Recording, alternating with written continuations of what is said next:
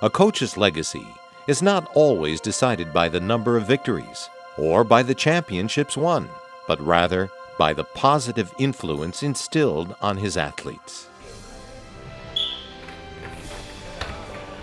Tony Dungy once said that it's the journey that matters. Learning is more important than the test. This one statement best describes the coaching philosophy of Jim Cunningham. For over 30 years, his focus has been to teach, to lead, and to develop young men by helping them grow not only as athletes, but as people.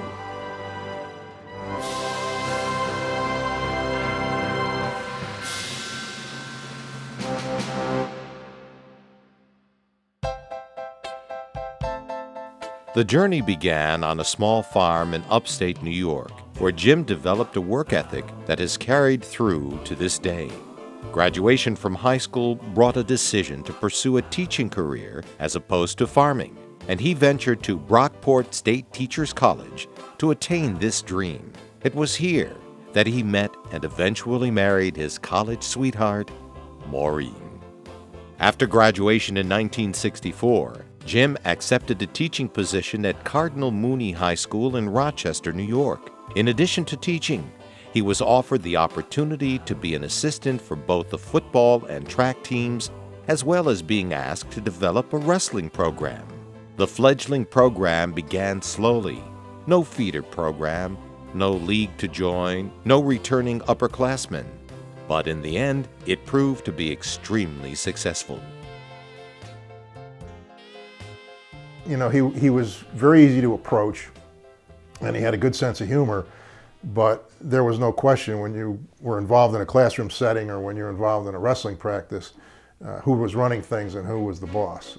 That situation was very clear early on, and he commanded the respect of the folks and the kids that were on the team, and it was good for, you know, young guys like myself to have someone like him who was intelligent, articulate, and he was a tremendous role model. I think one of the things I learned from wrestling and from sports in general, and you know, particularly from Coach, was that winners are not people that don't get knocked down. Winners are people that get up one more time.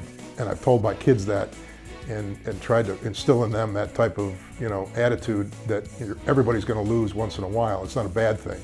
Learn from it and improve yourself as a result of it. 1971 brought the opportunity to become an athletic director and teacher at Holy Cross High School in Waterbury, Connecticut. Part of his new responsibilities were to establish yet another wrestling program from the ground up. As at Mooney, it was a daunting task, but with years of experience under his belt, success again reigned. During Jim's 18 seasons coaching, the Holy Cross Crusaders became class and state champions, earned state rankings, as well as many individual achievements. But more important than the success on the mat for Jim was the growth he saw in his wrestlers as they developed, matured, and prepared for the future. I joined the wrestling JV team when I was a sophomore during the Gerald Ford administration.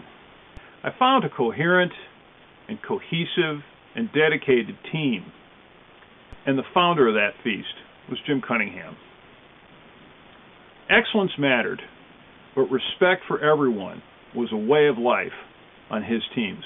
After high school, I stayed involved in sports as an advisor to teams, and remarkably, in the last 5 years, professionally in the field of anti-doping research associated with sports. It is very unlikely that any of that would have happened without my experiences in wrestling on Coach Cunningham's mat.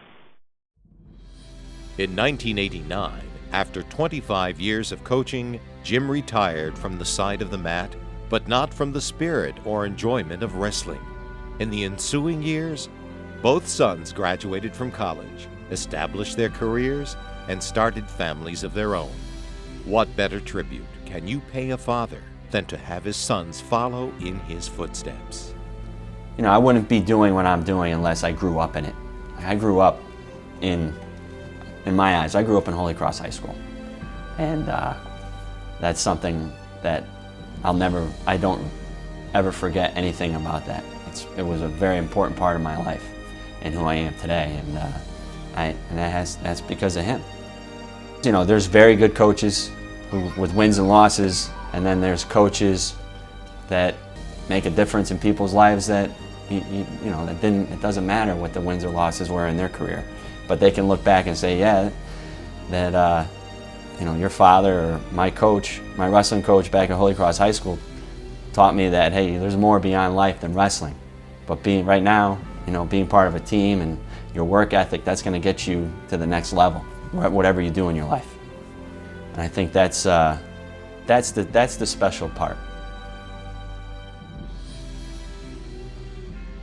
20 years later, if you look at my coaching and my relationship with kids, I think I know a lot of what I do every day is a direct reflection as to what he did.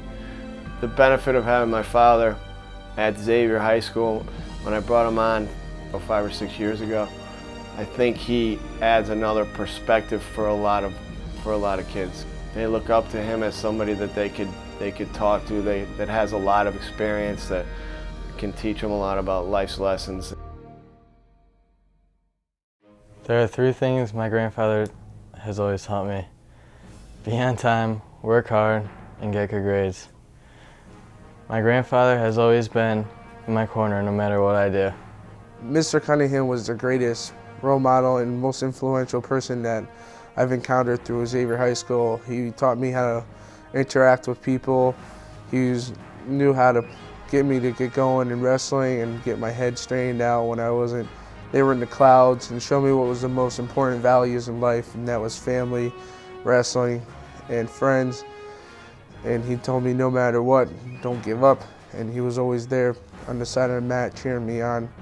Coach Cunningham was a really positive influence. I remember at one tournament I lost my first match, and I was a little mad at myself. But he stayed positive with me and he told me to keep on going. So I kept on going and I ended up getting 3rd place. Without his motivation and support, I may have not have taken 3rd. He always demanded more than they thought they could give. So right now, that's why a lot of the wrestlers that he coached, they're successful in business or teaching or whatever they're doing, because he demanded more from them than they were willing to give at that time in their life. From that first year at Cardinal Mooney to the current Xavier wrestlers, young men continue to benefit from that same philosophy: hard work, respect, dignity, and life's lessons. Today we honor Jim for his legacy, for his positive influence and inspiration in so many young men's lives. I'd have to say that over the 30 years of coaching,